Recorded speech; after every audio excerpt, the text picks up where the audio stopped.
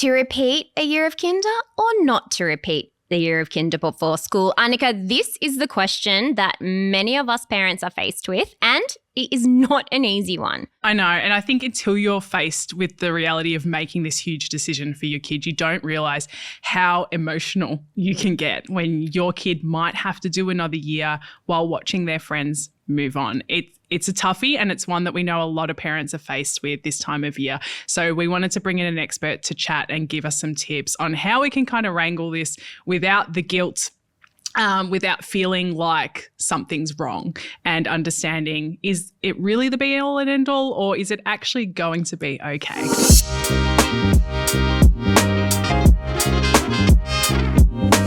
Today we have Jacqui with us. Jacqui is a highly experienced prep teacher with close to a decade in early classrooms across Melbourne and the Mornington Peninsula. She founded Ready Wrens while on maternity leave, where she now delivers school readiness programs that help kids and families bridge that gap between kinder and prep. Welcome, Jacqui. Thank you. It's nice to be here. Hey, Jacqui. Hello, how are you? We are so good, and we're so happy to have you here to talk to, because this, the bridge and the gap you've mentioned between kinder and that first year of school is such a hot topic. And for many of us parents, it often comes with a lot of worry and a lot of concern and what do I do? Can you get us started, please? I really want to know, as a parent with a child in kindergarten, when could I expect my educators or early childhood teachers to start having a conversation with me about school readiness and whether my child is on track developmentally? Are we going well? When do we need to start working on things? Yeah, absolutely. I think it's completely normal to have that concern and anxiety. It's such a big step, and they're our little babies, so we want to make sure they have the best start possible. We want to try to do everything we possibly can, and I think it's normal to feel completely nervous. I'm a mum. I've got a little one in kindergarten too, so I'm right in the thick of it, and I understand the concern. Even though I know what I would want my child to have, it doesn't take away the worry that we have.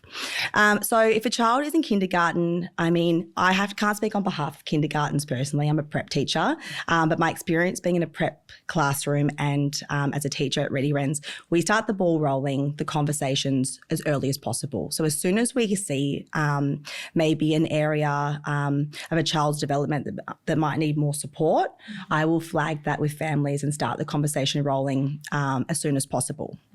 However, in our groups, we've only got 6 students, so it kind of lends itself to being able to identify those areas of, not concern, but needing development sooner. In a kindergarten setting, with input that I've had from kindergarten teachers, so that I can portray their answers properly, they would start the conversations with families by the end of term 1 into term 2. So in the first half of the year. So it's early. Absolutely, yep. They don't want you to be blindsided, and I think that the earlier that the conversations are initiated and that families and teachers are on the same page, you can work collaboratively together to help that child develop over the course of the year and not wait too long. So is that something that... So you're saying educators might flag that term 1, term 2. If that doesn't happen, you as a parent, you've got that gut feel that, hey, I just don't feel like my kids meeting the milestones, or I just don't see them getting there by the end of the year. Is it your job as a parent to bring it up, or do you rely on the educators to do that? I think as a parent, you don't want to sit with that concern or that worry that, maybe there is something there and you are putting all of your trust in that the teachers have identified it. That doesn't feel nice for you to sit with that. So I don't think that there is anything wrong with raising a concern with your child's educator as soon as possible. I think that they would appreciate that, because at the end of the day, you know your kid best. You spend the most time with your child, and they would appreciate, that input. It also shows them that you are very open to feedback and helping them to, work on their goals, and that you're not opposed to it. Because some people, we kind of want to wait, see how it goes. We don't want to put pressure on our child, all of that. And teachers might go, we'll wait till term 2 to raise anything, just so we can be really sure. But if you approach the teachers, I think that's a really good thing to do. Yeah. Is it fair as a parent with a child in, say, 4-year-old kinder or prep year before starting school, is it fair to expect that school readiness skills and information is something that we start talking about from the very get-go? Like, it's school readiness skills and all of these things we talk about. It's something that's throughout the year, right? Like, it's not something we do term 4, quick, let's get you all ready. Like, this is things we're working on from, well, even earlier than 4-year-old kinder. Yeah. But a quality early child care and childhood program would be starting talking about school readiness from the get-go, right? Definitely. And I think it's not so much about trying to cram skills in term 4 so that they feel ready starting school. This is like, it's life skills, right? You know, it's things that they need to feel independent and confident and thrive, not just in a standard classroom environment, but in life in general. So you're not going to wait until a child is 4 or 5 to help them go to the toilet. Yeah. You know, you're not going to go, oh, they're 6 now, so I'll stop, you know, chopping up their food for them. Yeah. It's about getting them ready, and it's a process, and it takes time, and we can't expect them to learn these big things overnight. So I think starting as early as possible is definitely beneficial, but it's not about pushing them or rushing them or trying to fast track their academic development. It's not about the ABCs and the 1, 2, 3s, right? Your name. I was reflecting on stories from my husband about my beautiful mother-in-law. Sorry, Nimi. But I remember her telling me that that she was very, very concerned when my husband was back in kindergarten that coming from Singapore, she's a beautiful Indian woman, she thought that if her son couldn't, count to 100 and knew the alphabet back to front, he was not going to be ready for school. And she was very, very set on making sure he had those skills before starting prep. Not the case, right? What should we be looking for? When we say school readiness skills, what are the main things we should be thinking about? Okay, so definitely not trying to fast track them counting to 100. Yeah. Agreed. I'm so sorry, Nimi. I think, whilst there's a conception that they have to have, be able to know all of their sounds or be able to count to 100 for them to really hit the ground running, in my opinion, that's absolutely not the case. First and foremost, it's about emotional readiness. It's about being able to confidently part from their mum and dad without undue stress.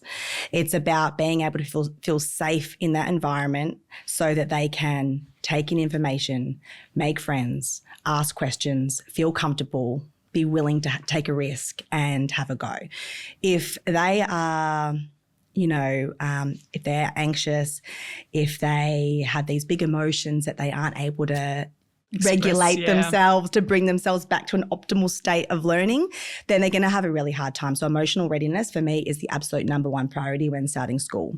I think that's so important though, because you can get so caught up as a parent, and I've been here too. I remember in 4-year-old kinder, one of my daughters was still having troubles toileting.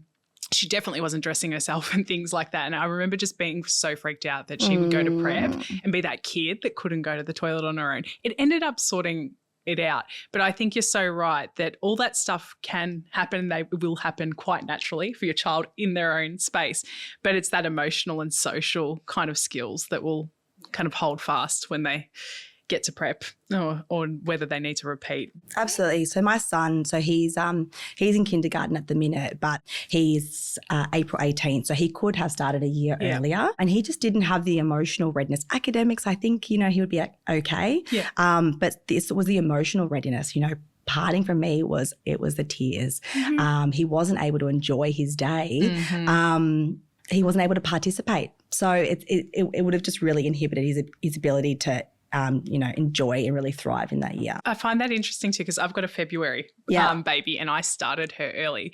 But do you see a big difference between boys and girls too? Because that's something I always talk about with other mums. I'm like, especially with those February, March, April babies and the developmental readiness of could use girls an extra versus boys. year, whereas girls are often ready to go. Is that a thing still? Look, I mean, we don't like to gender stereotype. Yeah, of course. But, there are differences, and I actually absolutely do see how girls are often, able to sit still for longer. which is not what we would hope that, it's not what we aim to have kids do at school, but there is a requirement that they can sit down for 5-10 minutes and take on something before they go off to an activity, whereas boys love to bounce around, love to move and stuff. And that doesn't mean that they're not learning either. That doesn't mean they're not taking on the information.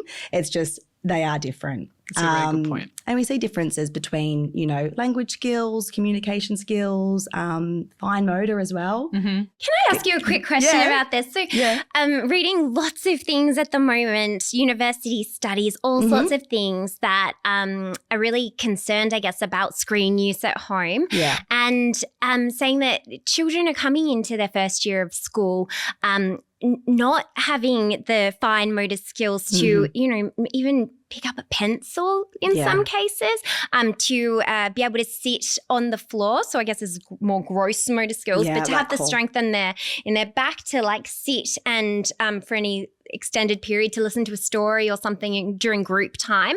And they're saying that maybe it's related to screen use in families, but also that language is really suffering. Do you, without telling all of us mums that sometimes need a break, like take all the screens out of your house, do you think that it's fair that we say that screens are having an impact on language development in these early years? And if so, what can we do at home to kind of mitigate this a bit or make sure that we're still giving our child a really language-rich environment even when we do have screens around? Yeah, I think it's a real hard one because we all know that having some screen time is necessary for mental health, And Mine and theirs. Yeah. And for the people that are able to go completely screen-free, all power to you, and that, really, really great for your family and good for you. And I think that it's hard. We don't want to shame people who maybe rely on screens too much. However, there is quality screen time, and then there's, the sort of screen time that's really just detrimental to a child's development. Mm-hmm. So quality screen time, for example. Quality screen time for me would be if I need half an hour to get some cooking done or some washing, I will put on something like on ABC Kids, say the Julia Donaldson books, Room on the Broom and the Gruffalo, and they're animated stories. The language is rich, it's slower paced, it's less stimulating. It's like watching a picture book come to life. Yep. They love it. They're learning rhyme, they're learning, alliteration, they're learning all of these wonderful skills. They're keeping them entertained, but it's not that, fixated, high intensity sorts of shows that we know can captivate them for longer. Mm-hmm. It's detrimental. The quality bit, it's the differentiator. I want to flip back to the kinder and that kind of prospect of possibly repeating kinder, because I think as a parent, it's such an emotional decision. And one of the big things that, you get concerned with is my kid going to be the oldest? If they repeat kinder, are they going to be bored? Mm-hmm. As someone who's kind of received probably both kids in prep, some that have repeated and some that maybe should have repeated, what would you say to parents that are concerned about those sorts of things? About their child being bored if they're the older one to start? Yes, correct. That is a valid concern. Yep. I think that, you try to project how your child's going to go being the older one, especially in that first year. You might think they're going to be bored or become complacent in their learning, and you might have forward thinking into what's that going to look like when they're in VCE, for example, and they're 18 while their friends are 17. And it's an absolutely valid concern. Personally, I have not experienced a situation where a child has been the older one in prep and it has inhibited their time. Okay.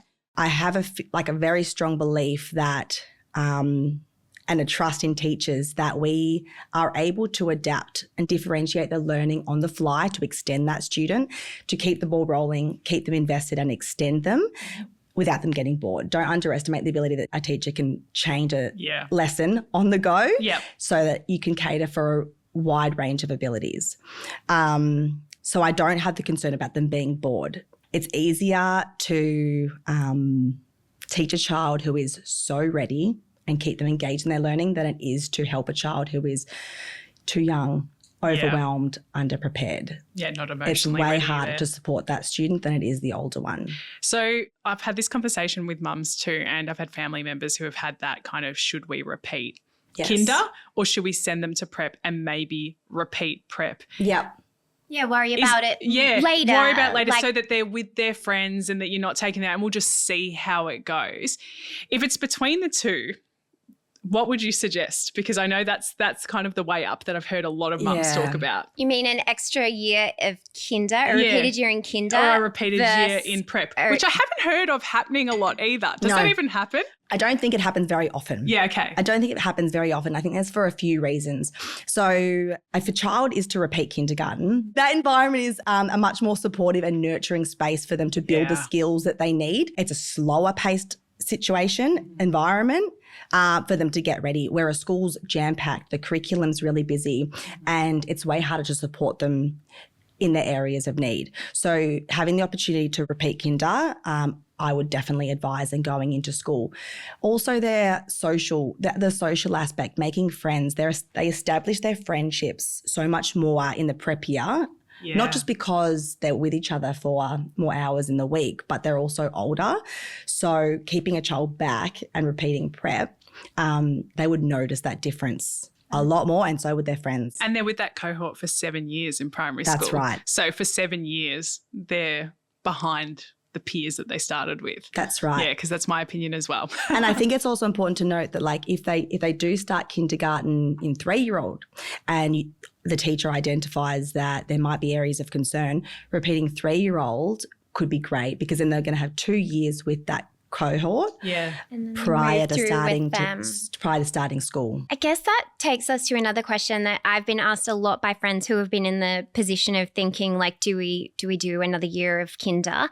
I'm thinking about how I've completely forgotten my question, because I do this all the time. Wait, no, here we go. I do it because so you're following the conversation. Back to beautiful Steph, who I mentioned earlier. I saw in the coffee shop this morning, and she's finding herself in this position now where do we push on and start prep? But the advice from the teachers has been another year of kinder would be best for her son. She is now thinking, do I keep him at the service where he is currently and let all his friends move on to school and leave my son at this service, or should I look at starting him for this extra year at a different service? In your experience, do you think that there's some benefits to keeping them at the same service where they're comfortable? Or what about if we take them out and pop them somewhere completely new and they have to learn about all this new teachers and learning spaces? Do you have any thoughts? Or probably depends on the little one, right? And I've got experience on this exact topic with my I've got them all. So as a teacher, I would ask, and as a mum, ask, how do they bond with the educators in that centre? If they like them and they're learning from them and you can see that they're comfortable, keep them there. That's really valuable, because isn't it? It's a real risk. Yeah. Because not every child connects or bonds with their educator, and if you don't like someone, you're not going to learn from them. So if they like the educators and they like the space, I would 100% keep them there. And it's a gamble, isn't it? Because you don't know what the next centre is going to have. And it takes time to develop those relationships. Definitely. If you stay, you can sort of hit the ground running. We're making the most of those 4 terms of learning because we're comfortable and ready to go from the first day because we're in a familiar environment. But if we're starting somewhere new, it takes time to get used to it before maybe we're ready to learn. Very interesting. Were there any more things about this? Yeah, well, I mean, I had this exact situation with my son. So he was in childcare, but he was 3. Yeah. And I was considering sending him to the 3-year-old kinder program in that centre. He had the same teachers, he knew the space, but he had a really hard year at childcare. He hated drop-offs. He had that real separation anxiety. And we got offered a very last-minute spot at a sessional kinder program for 3-year-old, and I had to weigh it up. And I'm not going to lie to you, it was a really, really hard thing. Mm-hmm. You would think that with experience and all that stuff that you'd just be able to make a clinical choice. No. Yeah. No. It's a lot of heart and emotion that goes into that. I was asking everyone. I was losing sleep and I was thinking, what is going on? But when it's your baby, it's really, really hard. So I made the call and I thought, no, I'm going to take the risk and I'm going to try a sessional kinder program. And I'm really, really glad that I did for him personally. Yeah. Because he loved the structure. He loved having the same 2 educators in the room the whole time without the change. And he's thriving in that program. So it was a gamble that paid off. Yeah. So I think you have to think about the child, the space, and you just have to put all the information out and just make the best call that you can, and also not beat yourself up if you make the wrong one, because kids are resilient. Really consider the areas that this little one is needing sort of help in and support in, I suppose, and then, like you said, weigh it up. if maybe the secure environment for them is going to be more beneficial than some sort of other wonderful program or something or other at another service, yeah? Absolutely. I think, you know, whilst we might think, oh, they might get bored in the same space or, you know, repeating the same year, a child doesn't experience the program the same as they did the year before. Yeah. A lot changes in them. So it won't be as, you know, repetitive for them as it might seem to us. It gives them that kind of confidence boost of, I know where I put my bag, I know what to do here, and they can really thrive with that confidence. Well, they're like, you know, the king or the queen of the 4-year-old group then. I've been here before, 100%. I know what I'm doing. What a massive confidence boost. Mm-hmm. Goodness, only good things then in that situation can come from it, and they'll be totally ready when they start school. You mentioned good things there, but I want to talk about the situation where I'm the parent who's been told my kid has to repeat, but I don't agree. Yes. Or maybe we're just not you're hesitant. You're ready not to convinced. hear it, or maybe we don't 100% trust the teacher for whatever reason. We have reservations, right? And we're not sure we're on the same page, and we're sort of thinking we're ready for school. Yeah. So where can you turn to for advice or a second opinion? Good question. And the decision ultimately comes down to the parent. Okay? Yeah, that's what I was going to ask too. Is it the parent's decision? It is the parent. It is your call. You can enroll your child if you think they are ready and that's what you want. I think that there's lots of things that you can draw upon to help you make your decision without just taking the educator's opinion. So first, a teacher might recommend that you repeat a year of kindergarten, but they will get input from PSFOs, which are preschool field officers. And these are specialists who come out, they sit with the kids, they observe children in their learning, they make assessments and they make recommendations. And this isn't something that happens just at the end of the year. They do visit throughout the course of the year.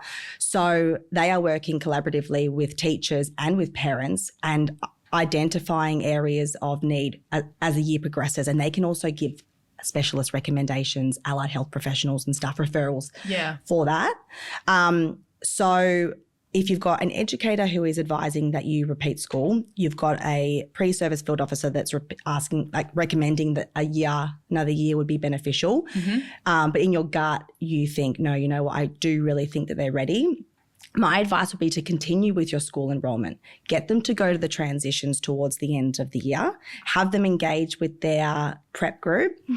The teacher will be able to see them and they will also be a wonderful source of information for you too. You can ask them, you know, how's my child going? What do you think? Do you think they're ready? And that's another sort of opinion that you can draw upon to help make a choice. I hadn't thought about that, but that's, because there's no commitment then. You could still go back to kinder.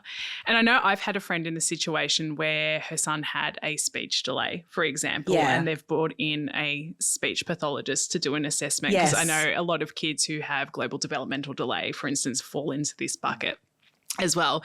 And you mentioned the allied health professionals. I think, is it OTs as well that can do certain kinds of assessments? Yep, absolutely. So you could see your child might be seeing an OT, a speech therapist, pediatrician, depending on all what the works. So draw on the expert advice of all these wonderful people around you that are there to support you and your child in making this decision. Absolutely. But it's never easy as a parent to hear sometimes when there's something about your child that maybe you're not ready to hear about. And we don't mean to be like, no, I disagree, shut that down. We don't mean to be that way. But sometimes it does come as a shock. But it shouldn't in this situation because we should be talking about these things, I suppose, from the very start of the year. And that's why it's really important, I guess, to be having these conversations. We always talk about how important it is with your teachers and educators to be building these relationships where you do have continual communication so that when things arise, you can work on it, right? For sure, yeah. And I think with our program at Ready Wrens, we had the conversations from the very get-go. It's that open, honest communication. I think the kinder teachers will be having that with families too. And if they're not, definitely instigate the conversation. A lot of families come to us because they want to send their kid to school a little bit early, you know, and they want to make sure that they're giving them all the opportunity. And whilst a program like that's not always accessible for everybody, there are lots of different ways that you can get information and support your child if you are set on sending them to school. So what are reasons that a parent is like super keen for their child to start school even sort of at that younger age. Is it? Yeah. Like, because I've met mums who it's a convenience thing. It can be financial. Childcare is expensive. 100%. Maybe they like the idea of the hours being full-time. They're very, very keen to have their child in full-time school so that they can perhaps get back to their other, their work that was life. me. I was selfish with my second. She's the February baby, and I was like, I just want both my kids in school. It's not selfish. I don't think that is a selfish decision. Yeah. I'm also in the unique position that I've actually got 3 stepdaughters and they are all in school. So 2 in primary school, 1 in high school. Oh. Yep. And both the eldest and the youngest started school when they were 4.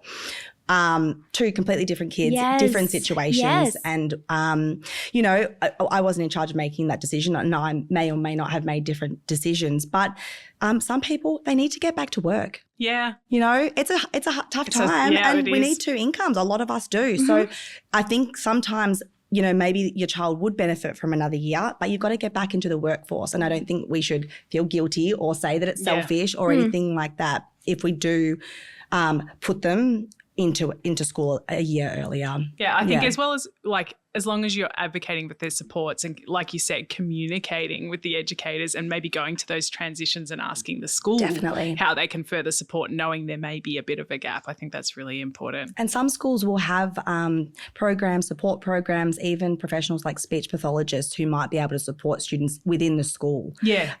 So it's definitely worth asking when you start transitions what support systems are there that could help your child if they need it. Jacqui, have you ever come across a family that has regretted repeating a year of kinder for their child? Good question. That one put me on the spot. Sorry. Do you know what? No. I'm going to say not regret, but I think maybe had noticed that their child was finding the kinder program maybe not as stimulating as what they would hope for. And they're in that situation where they're going, my child is bored. But again, it's 6 months, right? So it's 6 months of them being bored. There are ways that we can engage students and continue to foster that love of learning in a kindergarten program, an extracurricular a program like Ready Wrens, or things that you can do at home, really simple things that you can do at home to keep that spark alive come school time. Yep. So yes, you might go, oh gosh, maybe they could have started, maybe they couldn't have. You would rather know for sure that next year they are so ready that they're going to run through that door and they're going to just have the best time. We want them to thrive, not survive.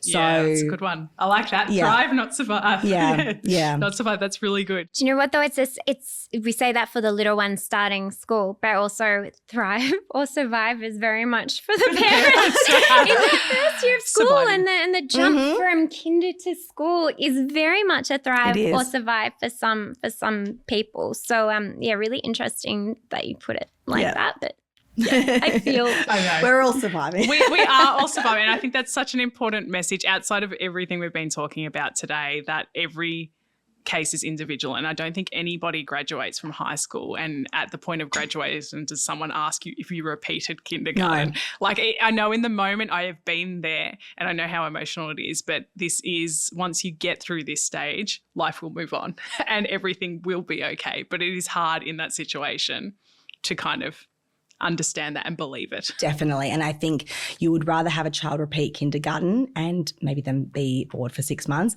than start school too soon and you're dealing with the consequences of that for years to come. Always chasing their tail and feeling like they have to catch up or that they're just behind the 8 ball. Jacqui, back to the question of when we're faced with the choice, do I repeat a year of kinder for my child or start school? Other parents that we talk to, like you mentioned before, that even though you're an expert in this area, you asked all sorts of people around you, other mums, for their experience and their thoughts and let other people weigh in on it. What advice do you give for a parent who is like, oh goodness, Annika told me that her child really benefited, but then another parent told me like, oh God, it was the worst decision ever? Or what do you have like advice for a parent who is feeling very torn by all the different expert advice, then all these other parent voices weighing in on this really tough decision? Do you have just like a couple of words of advice for that parent who's feeling really like, oh my God, I don't know? I do. Yeah. And that is the fact that you are stressing so much goes to show how much you care and how much you are weighing in on your child's life. Oh, you're an awesome parent. You're doing okay. You're doing a wonderful Yeah. job. The fact that you are losing sleep over this call goes Yeah. to show that you are doing all that you possibly can do. And I think it's really hard to give it a simple answer as to what to do, but you've spoken to people, you've listened to the kindergarten teacher's recommendations. If a pre-service preschool officer has weighed in, take on their advice. Mm-hmm. But look at your child. You know your child best, and you just make the call of what is in your gut, because at the end of the day, you're the one that has to live with that call. You're the parent. Just trust yourself. Also, if you make the wrong call and they have a really hard start at school, 6 months, maybe they're missing you or they're relying on a teacher, that is okay too. Yep. You know, kids are so resilient, and I think we underestimate them sometimes. So just trust your gut and know that regardless, everything will work out. Yeah. Everything will be okay in the end. And ask for help, right? Like if you are in prep and it's being in a really challenging year, there are places like Ready Wrens out there to support you if you need a little boost as well. So yeah, I think that's really nice advice. Like it's like not the end of the world if you maybe go the wrong way with this. Like there's help. There is help. Don't There's beat yourself support out up. there, and you know, I just think that just that worry and the concern that you have, You're on the right it just goes to track. show you are just Yeah. doing everything you possibly And can every do. child's different, every family situation's different. You're not being selfish. I Sometimes know. you Sorry, I got to used do that what's word. right for your family. No, I We'll take let it you back. forget I take it. it back. Jacqui, it's been so lovely chatting to you today. Thank you for all the wonderful insight you've provided. And I certainly hope any parents that are listening that are living this right now feel a little bit more peace of mind thanks to the information you've provided. So You're thank welcome. you. Thank you for having me. Thanks, Jacqui. Thanks.